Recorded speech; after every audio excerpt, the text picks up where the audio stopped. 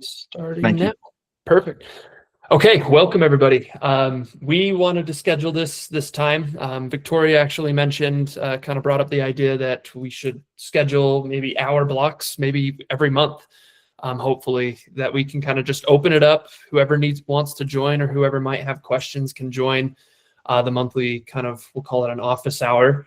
Just ask questions, bounce ideas. Was that Victoria or Cynthia? Well, I think you mentioned it, right? Me? I think I so. don't remember. This was your idea. So I'm glad. I'm I think it was Victoria too. I vote Victoria did it. I think so. I think Cynthia was like, yeah, Victoria, that's a great idea.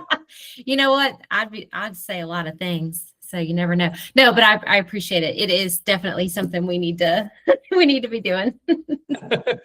I'm just playing. We can give credit to Cynthia if you'd like, Victoria. But either way, we're here. We are going to kind of go through. It was kind of proposed maybe that we kind of do a train the trainer event, like kind of showcase the platform, how instructors can utilize the trainings and assign courses to their students and so forth. So, and kind of the benefit it brings to your program. Just for those who I have not met yet, my name's Chandler. I'm the account manager, account rep for CCN here at Hack the Box. So when it comes to licensing and all that stuff, I kind of help with that. And then we have Nancy on the call, who's your designated customer success rep. Nancy, if you want to introduce yourself. Yeah, so been working closely with Nikita and the team and meeting instructors trickling in since we started, and it's been great. So good to see all these familiar faces on one call. Perfect. Yeah, it's been awesome to see the growth from CCN. We've been able to partner with a ton of people, built some good relationships. So we'll dive right into it. We're going to kind of go through the platform a little bit. Nancy will kind of share some tips and tricks, and then we'll open it up for some questions. And then, of course, I will be out there at your next event. Oh, where is it? Blue Ridge? Blue Ridge? Yep, I'll be there as well. So if there's any additional questions that you kind of think of after this call, feel free to email me or Nancy, but I also will be at that event. And I think, Victoria, actually, you said that I should have my own session at that event in some classroom. So this was your idea. I do remember that one. But anyways, we'll kick it over to Nancy, and we'll go from there. Thank you. Awesome. Chandler, if you get lost, though, I'll just ring my phone, man. I'll come get you wherever you're at in the mountains, all right? I will. Yes, I got your number. I will be giving you a call. I might hit up Greg and have him take me fishing. Nice. That sounds like a plan. That we need to put that on the agenda. I think so. All right, over to you, Nancy. Awesome. Well, I know I have gone through like walkthroughs with some of you. I wanted to ask, do all of you guys have access to Hack the Box? I think most of you do. Okay, cool. Yep. And the other question is, like, have you guys been able to implement some courses in class or with your CTF club? Like, where are you guys standing with that? I haven't implemented anything yet. Okay.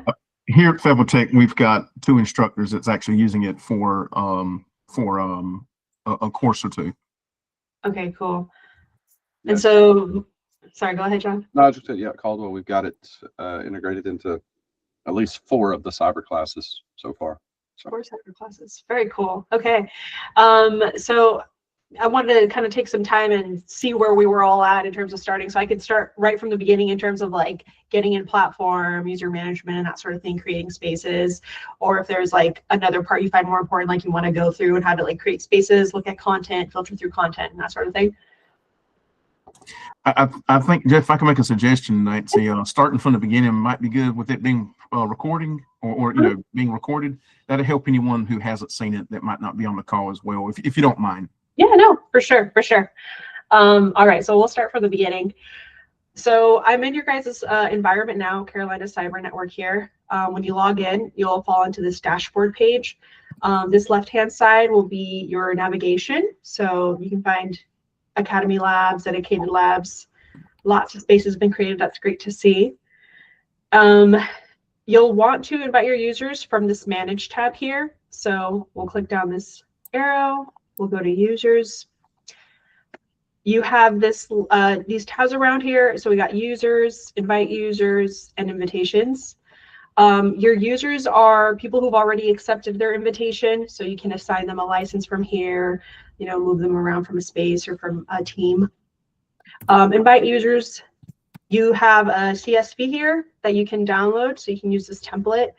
It gives you some information on the roles that you should put down. So for your instructors, I do recommend submitting or setting the admin role. That means they'll have access to be able to send the invitations out.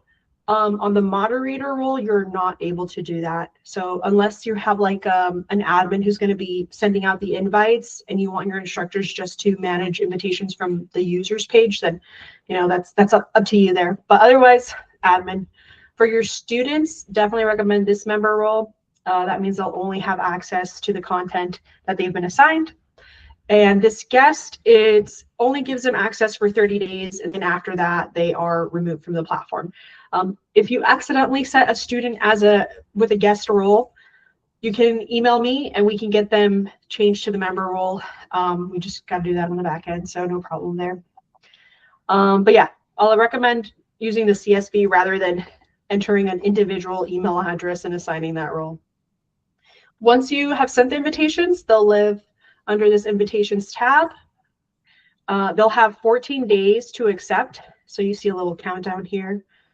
We'll go ahead and let's see. There we go. Some other information here. So you can resend that invitation once it's expired, right here with invite users. If for some reason your student isn't receiving that invitation, you can share this code. So this is an individual code for them. They have to use their email that you've assigned them to be able to register. So that's another thing. And then of course you can delete that invitation. So if a student, you know, is no longer in that class, they never accepted it, you can just delete that invite from them. So now we'll come to users. So once they've accepted that invite, they'll populate over here. There are a lot of filters along the top here that I recommend you use. The added by is one that I definitely like, best practice to filter out the students you have invited. So you can scroll through the list, find yourself, and then it will pull up all the students that you have invited. If the student was in a different classroom with another instructor who was invited by, then that student might not populate here, right? So then you might want to go and search them by the search here. Otherwise, there's some other things to filter by. So once you create teams, you can filter them by your team. We also have this other tabs here. Select labs, click a down arrow, and you can also filter your students by the spaces that you've created. And then of course, if you need to filter out who's admin, moderators, or members, that's another option here. So to assign a license though, so we see myself up here. You can do a bulk add, so that's like selecting multiple users. Take your bulk action. You can assign seats or remove seats, email your users, or you can do it individually. So to do that, you come to the far right side here, these little 3 little dots, and then you would select modify seats. So every student who has a seat or a license needs to be assigned into the main space. I do recommend when you come in here, instead of like, when you come in and it's like this, right? If you select the check mark right off the bat like that, it's going to add the students into all of the spaces that have been created. So I don't recommend doing that. You'll want to click that down arrow, select your main space, and then select the space that you'd like to put the student in. That's assuming that you have your space created beforehand as well. Just want to preface that. Otherwise, there's another way to add students into the space from the space that I'll show later. But we'll just add myself into the main space for now, set expiration. So here as well, you can click this calendar, select unlimited or 30 days or a custom amount of days. So if you want to give access for just a semester, or if your courses are like 8 weeks or 10-week courses, you can set it for that certain amount of days. We'll just put it for 10 days here, for example. and we'll apply to that one user.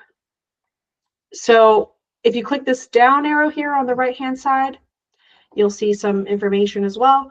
This student is in Academy and Dedicated. Those are like the main spaces.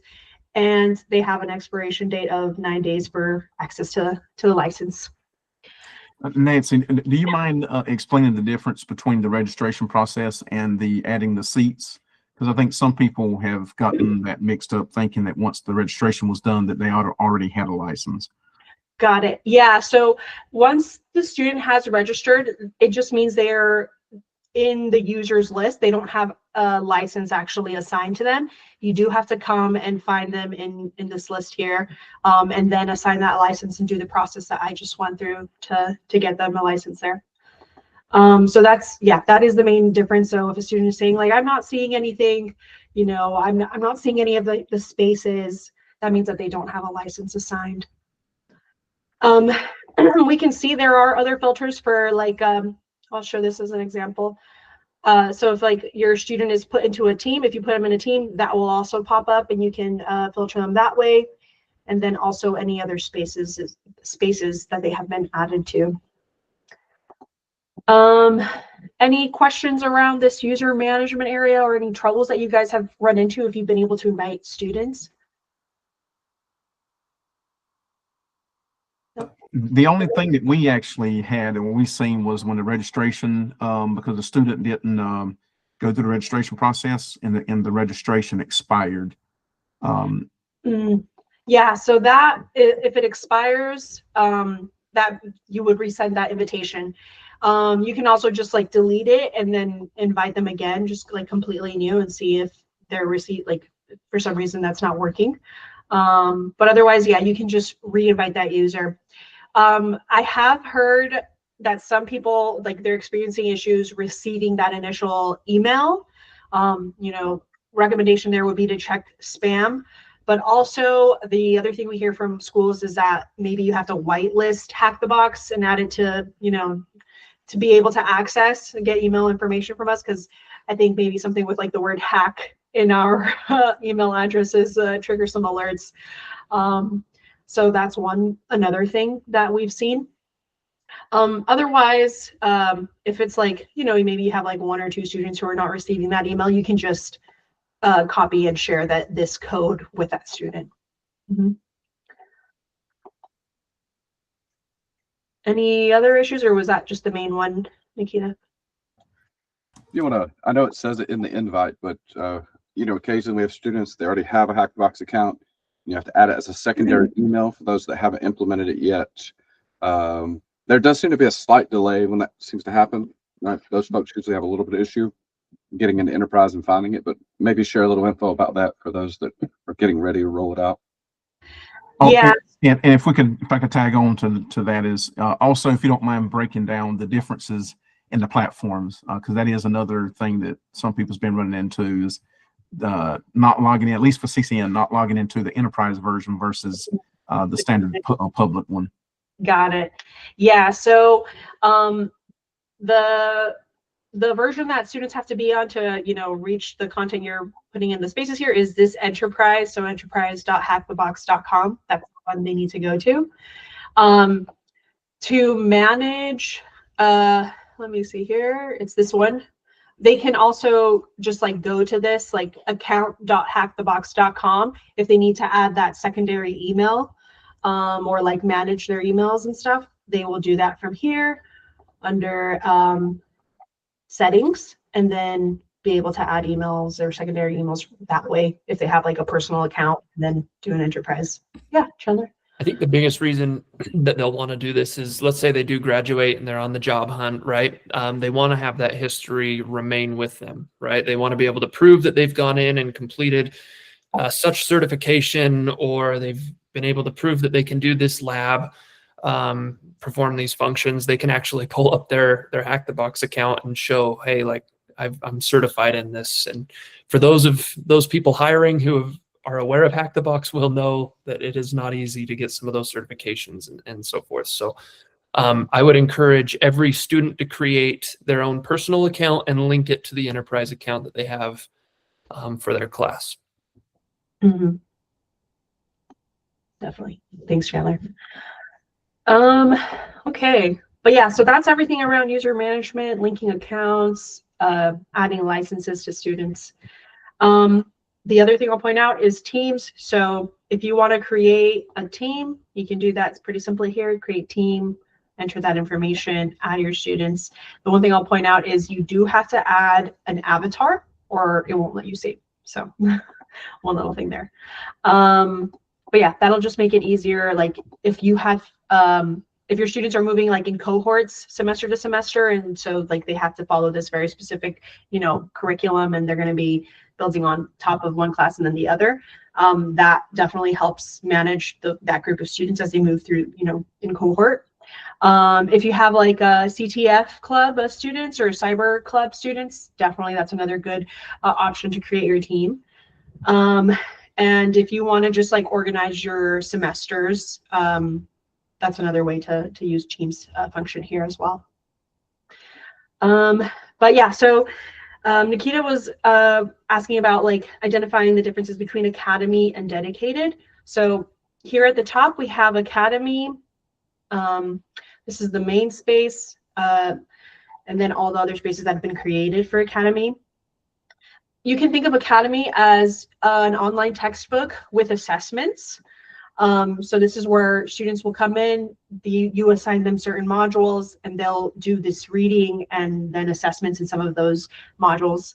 And then if we scroll down further, we see here is the dedicated labs.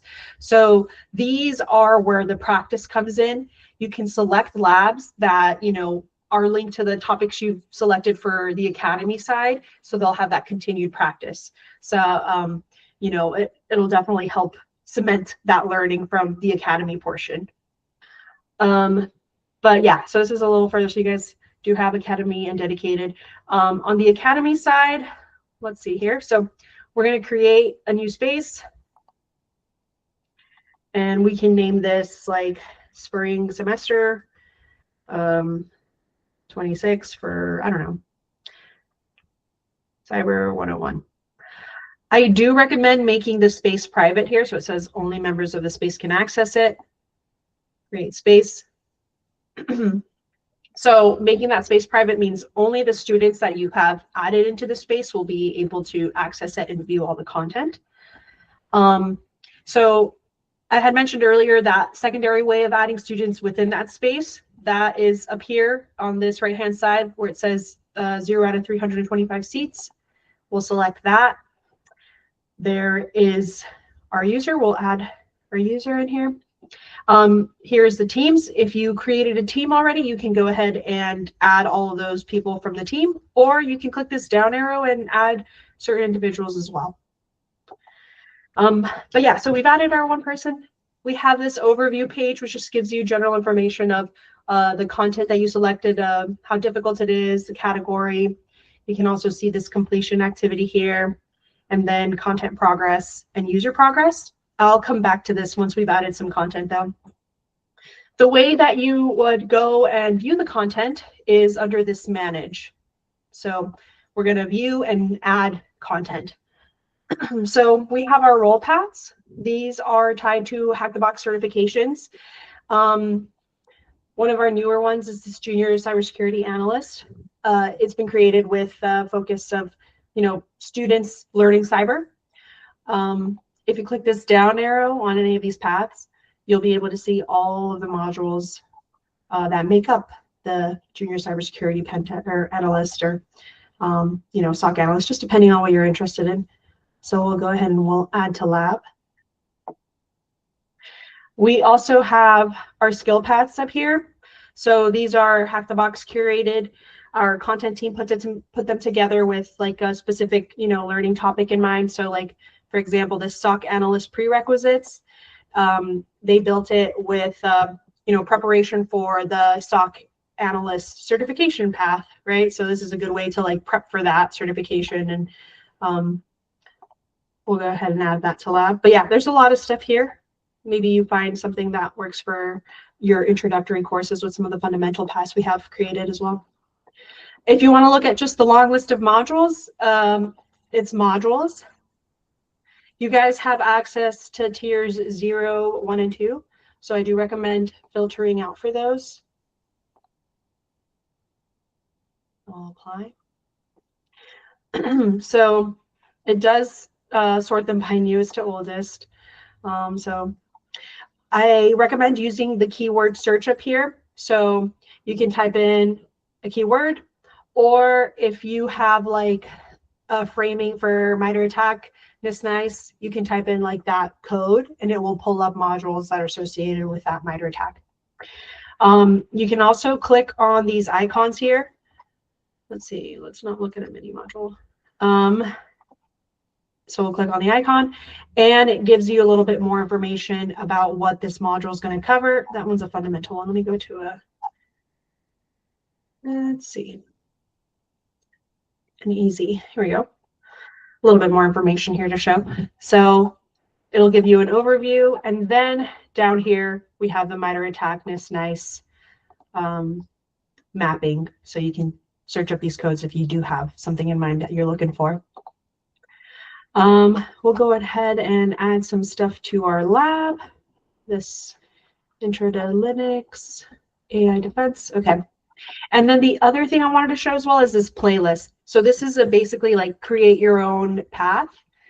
You can come here to create playlist. Maybe you want to break up your course by month, weeks, however long the section is that you want to, do for the playlist. And then just add those modules that you'd like. Make sure you name your playlist. Like I said, maybe it's like week 1 or month 1 for this course that these are the modules that you'd like them to complete. Make sure you save the playlist. It's up here in the far right hand corner before clicking like back. Just make sure you hit that save button over here. But yeah, once you've saved that playlist, it will populate here under playlists.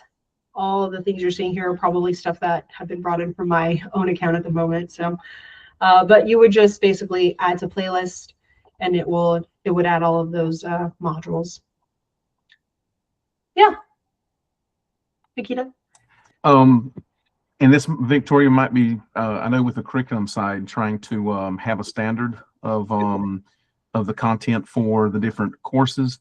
Might be something you can actually we could try to put together and have a CCN playlist of, for Sec 110 for, that way it could be something that each school could add if they're teaching that course using Hack the Box. And then if someone wants to add some supplemental, material, you can obviously do that, or maybe copying that playlist over. Nikita, that's a great idea, actually. Maybe during one of our future meetings, we can kind of go through and create a playlist based off the mappings that we've done. That way, other instructors can just go in and say, "Hey, I want to include, this, like you said, the Sec 110, just add it to the playlist to a space and assign it to students." That way, they're not having to go click through all the modules. Yeah, that's exactly what we were hoping for. So yes, you're right on the target there. There's a few other things to keep in mind, a few areas that whenever we're creating these playlist of courses that yeah, we can absolutely cover all of that when we meet and individually look at, okay, here's a template, for what normally would be in a Sec 110. All right, we want to make sure we're adding, a few other little pieces in, sprinkled in that our advisory boards are asking us to make sure we're including. So this is great. Absolutely. And for those who don't have access to this, I just dropped a Google Doc in the chat there. It's actually, it's a Google Sheet, but it's all the mappings we've done for CCN.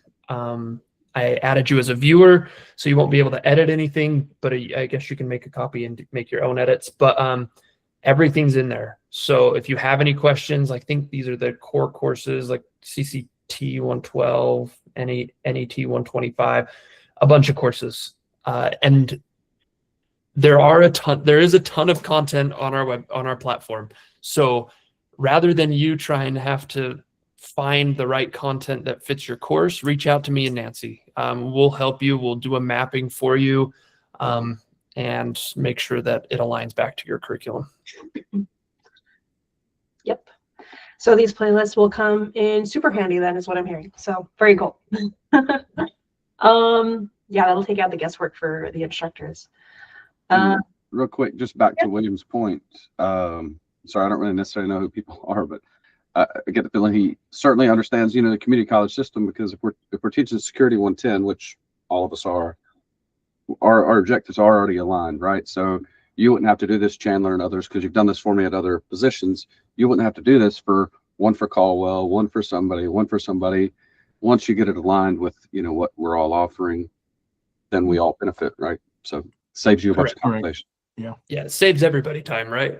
Saves us time, you time, and the core courses they're transferable between each school, but there have been some requests from other instructors that wasn't part of the core courses that they maybe were just hosting at their own college or university. Reach out to us if that's the case, and we'll help you with it.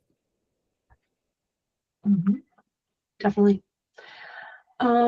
Cool. Well, we'll go back to our lab space now. So hit that back.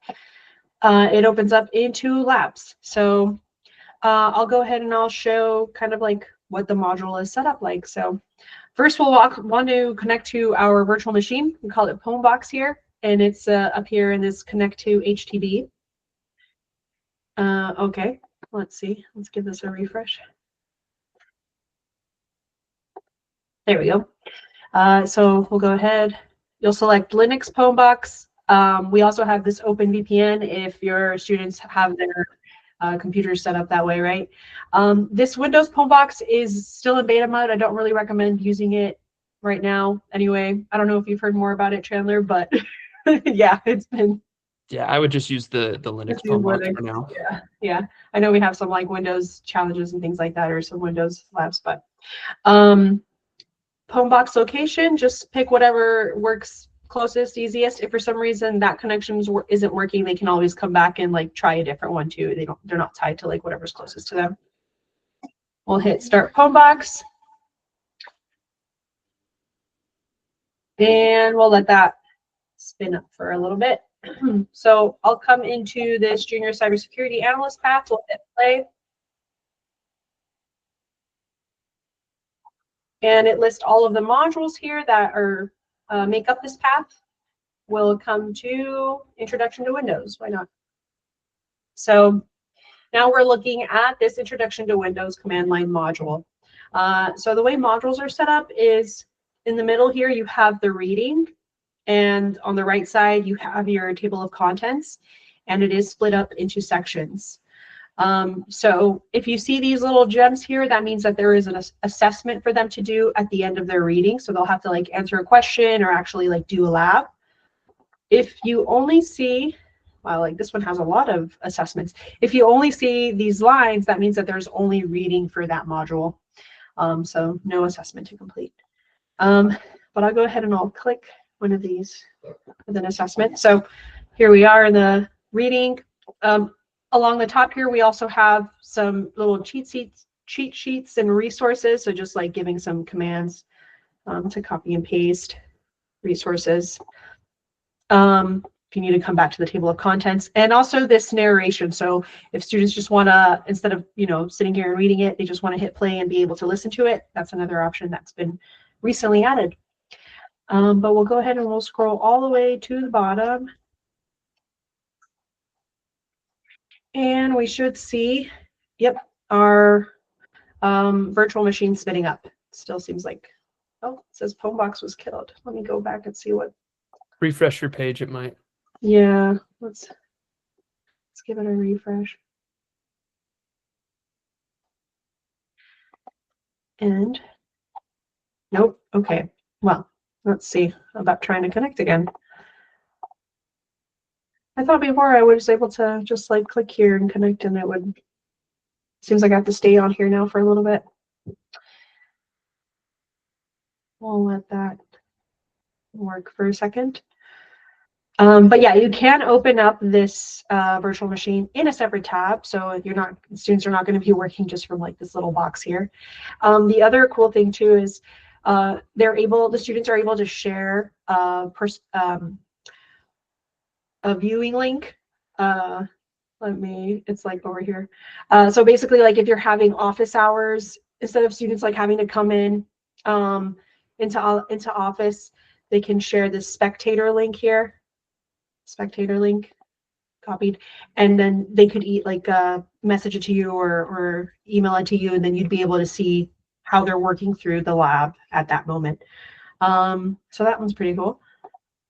Well, okay, I guess it's going to make me open a desktop, but yeah, so here's the virtual machine view, the PWMBOK view. So they have all of their tools along the top here. They're also able to save like any other tools that they're adding here. And they would live under their mag data. So yeah, if there are any other questions around PWMBOK, please let me know, and we can send some documentation for it too. The way the questions are set up, so this one has like a series of questions. Sometimes some of the sections only have like a couple of questions, one question, and sometimes it has like 4 or 5, right? But basically, looks like we do have to go through the lab here. It would give them a target, and then they would have to submit their answers. Another thing I want to point out, as admin, if you're in the lab, this reveal answer is always like viewable to you. If you don't have the write-ups enabled to the student, they won't be able to see anything. So I'll show you where to adjust those settings. But here's what the write-up looks like with the answers, and then it does go through a very detailed explanation of how they got the answer. But once the students complete all of these questions, it would pop up a little mark as complete for the section. They mark as complete, and they would be able to move on. If they don't mark as complete, then that progress will not be shown on your side as an admin. You'll see like, hey, they haven't completed anything, even if they've done the reading. Now, on the opposite side, if you select a module that only has all reading, right, they can click complete, then it's 100%.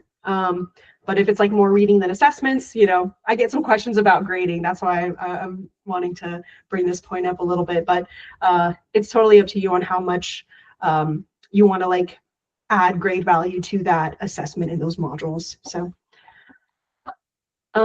we'll come back though, back to our labs. I want to show you some other of the settings. So along the top here, we have the overview, lab, activities. So here you're able to see what your students have completed. It gives a little timestamp here. It also identifies if it's a module section or like a full module. You can also search by users here, so you can find a certain student.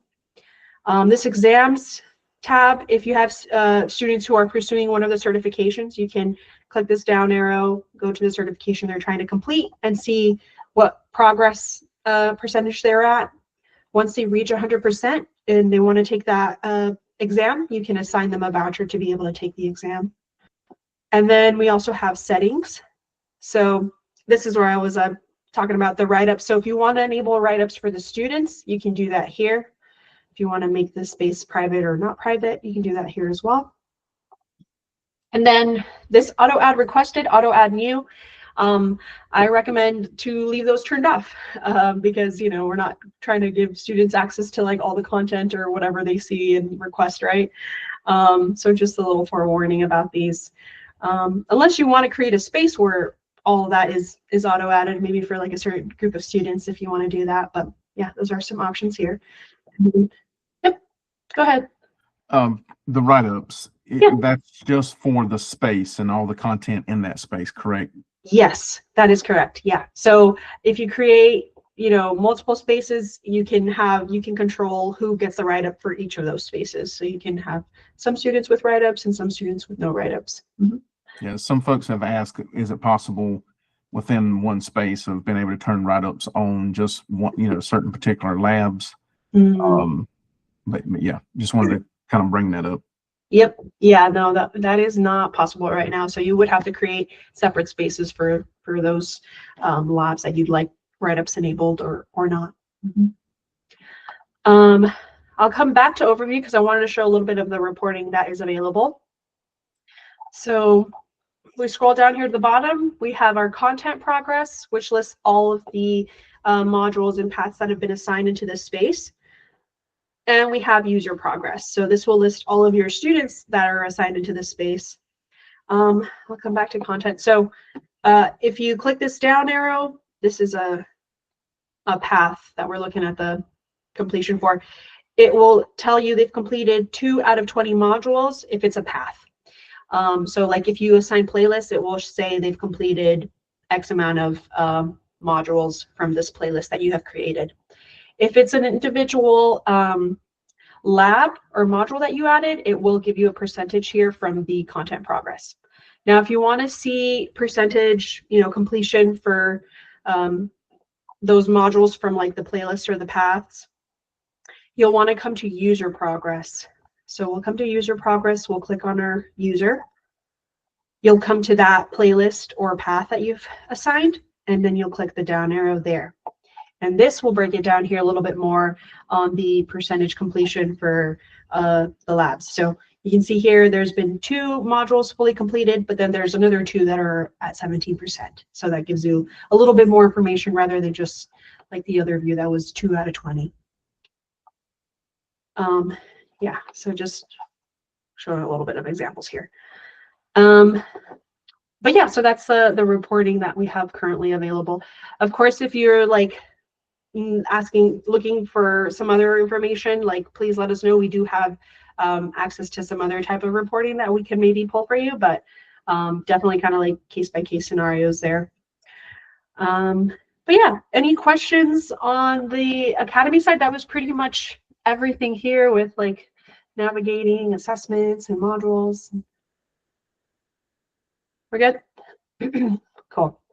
I'll go ahead and I'll move on to the dedicated labs then. So this is the practice space, is the individual machines and challenges. So in terms of lab creation and things like that, it's the same. You would create new space, name it. It's like your guys' introductory class, right? Make that space private, and we'll create our new space. So again, similar setup, overview, skills, labs, and activities. Settings, there is a bit more, but I'll come into that later when we pick some labs out. Also, same here with adding the seats. We'll select our user, add to space.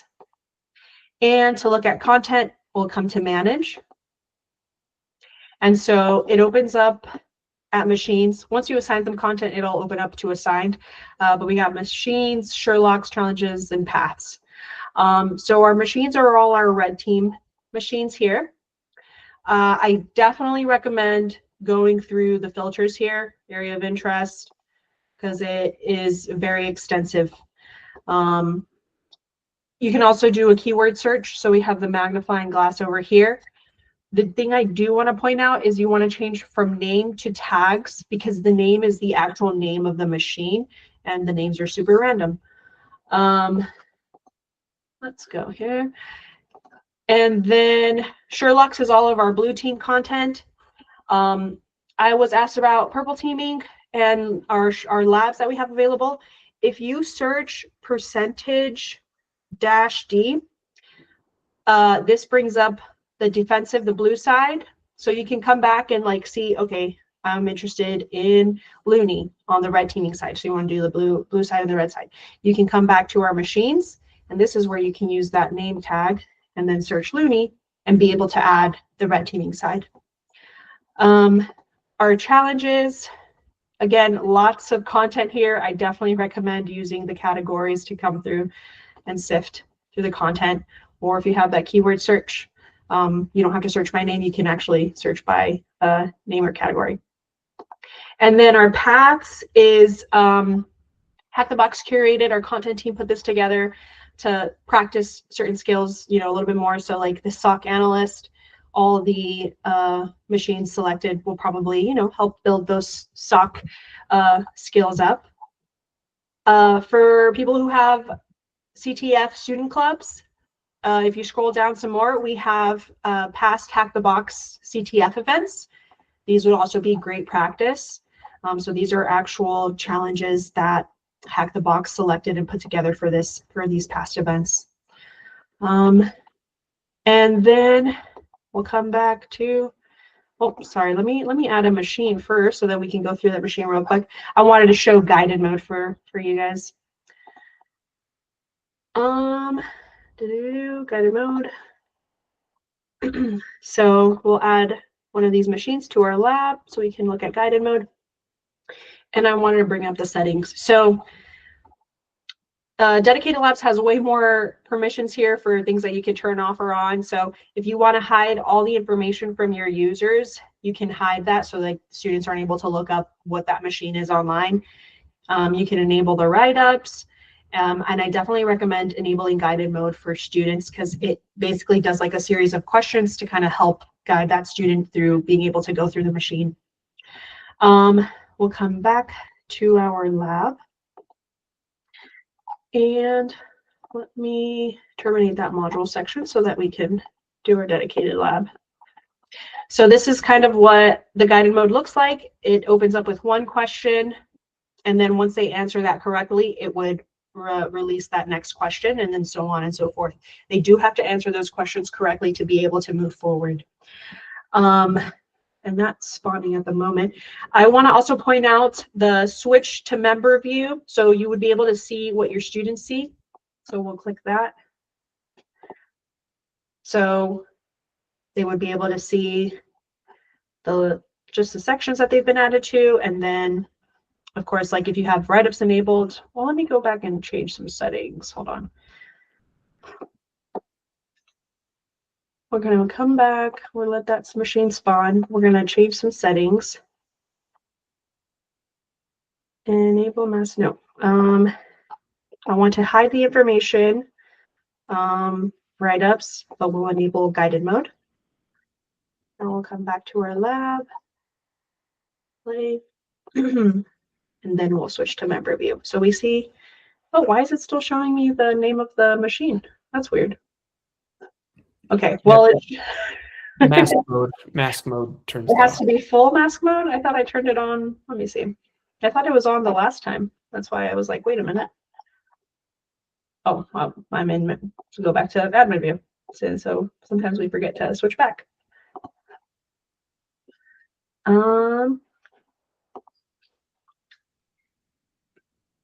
Enable mask mode. Oh, got it. I thought this one enabled all of them. That's why. Sorry. Thanks, Chandler. Okay, so now we'll come back to our lab. And then we'll switch to member view. There we go. So this is what they would see. And we removed guided mode. So this is, if there was no guided mode, there's like no next steps. It would just be like, you have the root flag, great, submit it. So that's why I definitely recommend enabling guided mode here. But this is what it would look like when you have all that information turned off, essentially. We provided mask mode to kind of essentially prevent from cheating. Students going and looking online or sharing answers with friends or their colleagues. They don't really know which lab they're getting. It's just a number. So it really tests them. Yeah, but see, this is where I thought if you did information, a guided mode. Let's see. Why was it? I want to just make sure that works. Okay. Oh, yeah, but this is guided mode turned on, so it'll actually give them a starting place, right? And a little hint here too of what step they should start with. Well, I just wanted to. Is it going to hide that info? No. Okay, that's interesting. We'll have to check something out later with that. But that's basically everything with dedicated labs. Anything else I can come through and show you guys here? Yep. So with the academy versus the dedicated labs, is the content completely different? As in same category, same content category, but is the content in the labs completely a different flavor in the dedicated labs, or is it basically the same content from the academy, just it's just being addressed differently? Correct. Yeah, so the academy is going to be more of like building like a foundation of specific topics. It's like the oh, I'm forgetting the word. The theory. You're understanding the theory of, like, let's say network enumeration, enumeration, Nmap, whatever. Whatever the module you have selected. The dedicated labs is like solidifying that you've actually internalized the theory, the concepts that you learned in academy. So the dedicated labs, a lot of them are actually challenges and things that we've gotten from our customers, or like real world events, people who have enterprise companies who have been attacked, and I'm kind of sharing how they found that they were attacked and like the mitigation steps and things like that. So the dedicated labs is like more of the real world experience, like what they're actually going to be doing in their job once they graduate. So the academies building that foundation, dedicated labs is kind of solidifying it and really testing that they've internalized it. But we can map those two together. That help, Nikita? Yes, I was kind of thinking if we wanted to have some hands-on exams alongside of written tests, being able to have them work through a dedicated lab that was something similar to or familiar with from the academy that they worked throughout the semester. Oh, So yeah. let's just say if there's a midterm, a final exam, and we work through the academy, and then maybe the midterm or final exam would be them going through the dedicated labs as part of their hands-on final. Absolutely. Nancy, I'm going to share my screen real quick. I don't know if you guys can see that, but this is an example of one of the mappings we did. This is the Sec 110. These are your academy modules, as well as the dedicated lab machine, the challenges and machines that directly correlate back to the academy modules. So you as an instructor can go in and select one of these dedicated labs and say, hey, at the end of this week, we want to have a test, and I want each of my students to go in and do one of these dedicated labs. So 100% Nikita, a lot of our university customers, college, higher ed customers will use that, a dedicated lab as an exam or a test midterm. Cool. Yep. Okay. Appreciate you, Nancy. Wanted to leave it open it up. We got 8 minutes left. Any questions that you have for me or Nancy? Is there anything showing far as the grading aspect or syncing over to the LMS, or anything you're able to show in this session, or? Not necessarily this session. I think we want to get it. I think we were going to work with you and your team just to get that trial thing going first, and then test some things out, and then we can demo it to the rest of the group. Sounds good. But it will be coming. Grade pass back, being able to assign content through Canvas, because I believe everybody's moving to Canvas, correct? Yes, at least that's the direction. I guess if you can give a quick rundown with what's coming, which is what you're already doing now, so everyone can kind of know what to expect. I've kind of talked about it, but if there's anything you want to share that you're able to share. Yeah. So our test environments through Moodle, another LMS, it's a free LMS. So we've tested everything. We can create different spaces, add and drop content right from the LMS. You don't actually ever have to go into the platform. You can just log into your LMS and then assign students through the LMS. It'll just show up on the student's dashboard of like what week they need to complete which module, and the grade pass back. As soon as they complete it, it'll show a grade, and you never actually have to go into the platform if you don't want to. So it's going to make it much easier from the professor, the instructor standpoint. We'll still be able to help kind of map courses, but it's all going to be done through the LMS. Mm-hmm. So I guess in that regard, what we covered today would be completely different once we get you guys on Canvas. So just a heads up. But as you guys are getting started now and like, you know, getting your students in platform, this is how you'll start first. And then when we get to Canvas, we'll take that step. Yeah, we'll start phasing schools into that once we kind of get that trial environment going, Nikita, and start testing through some things. Sounds great. Perfect. Any other questions? I was going to say, for those that haven't integrated, since it's not a true integration at this point, you know, until Canvas, it's really simple to get going. I mean, you know, you've got extra assignments there for learners, and it's just a matter of, like she showed you, creating a space, inviting users. Again, I look forward for a day when LMS and this thing talks, but it's really good practice, even if it's not, even if, you know, if it's not currently integrated, it's a good tool to have.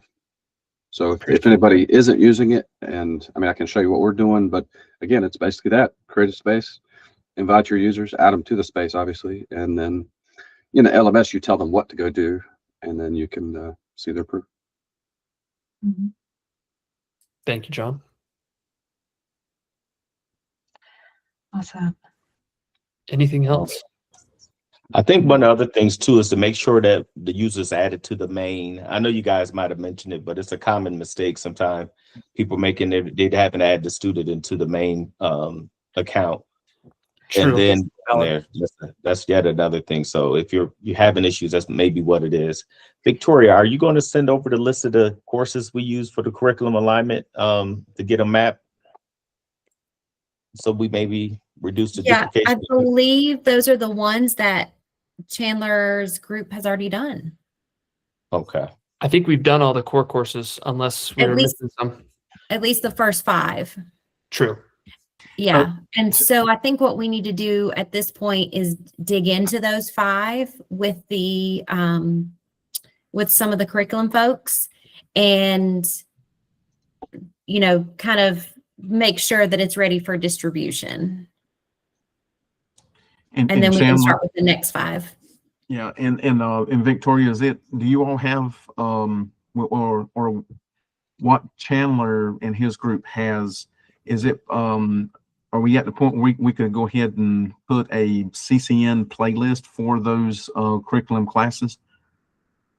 After we, I would say after we go through them with the curriculum alignment group, to make sure that we've hit all the parts that we need to hit in those classes. Yeah, then yes, I would think by the end of this year, you know, this semester, I would think we could have that done pretty easily. Okay, and the reason why I'm asking that, I guess I'll just try to stay in you know, close communication with you all on that, so that anyone I'm adding, helping to get onboarded to the platform, I can direct them to those playlists that you all would have already created to try to keep everybody on the same page. Exactly. So what I'm thinking we do is maybe during one of these either monthly meetings, or we set aside another one and make sure that you're there, just so that you're included, you know, every step of the way. I think that's important. That sounds good. Yep. Just let me know what time you guys need, and we can schedule a call. Always happy to hop on a call. We got 2 minutes before we jump. We do have some events coming up for CCN. It's actually really cool. We're portion of our team here at Hack the Box. We have our federal team as well as our state, local, and education team. Our federal team is working with the North Carolina National Guard, and they've been hosting CTFs for all of the community college. I shouldn't say all, but a bunch of community colleges and universities across North Carolina. I think Fayetteville has one coming up in March, but they're doing one in April for all the community colleges across the whole state. So more information to come for that. But if you also, if CCN wants to host their own events, just let me know. More than happy to kind of help with those. All right. Yeah. Just definitely want to just giving a showing appreciation. Want to tell both of you, Chandler and Nancy, thanks for thanks for everything and the recording. If you can make that available so I can get that out to anyone who wasn't able to attend. Absolutely. I think if you once it processes, I think you can just go back to the calendar invite and it actually links it to it. So you can download it there. But if not, I'll send it Okay. out as well. Okay. And thanks again to both of you. Yeah, absolutely. Of course. Yep. Anytime you need to meet, just let us know and we're happy to jump on a call. Mhm. Awesome. All right. Thanks everybody. Appreciate it. Good to see you. Take care. Bye, Be safe. everyone. Take care. Thank you. Thanks.